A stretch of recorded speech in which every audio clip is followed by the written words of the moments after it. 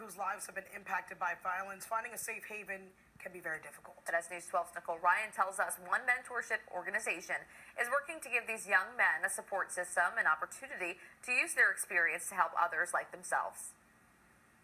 It may seem simple, but this roundtable, where young black men and men of color can gather, is everything but. For black men, of course, just to have a support system, and usually which we don't have anyways, this is a major plus for me as well. It makes me feel like at home. And especially a young black man like myself, to be in somewhere that you could go to, if you don't have anybody to talk to, somebody that will help guide you. This teenager is part of the Make It Happen program at Neighbors in Action, offering therapy, advocacy, and mentoring to young men of color who've been impacted by violence. Whether it's like a fight or a shooting or something like that, people have a place to go to, like a safe haven where, they can feel safe.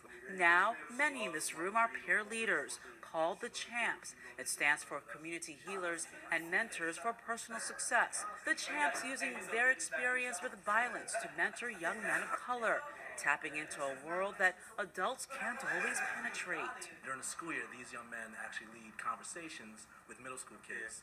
I was talking to some of the boys, they're about 7th graders, right? And I asked them, what is the ideal of a man? What do they think a man is?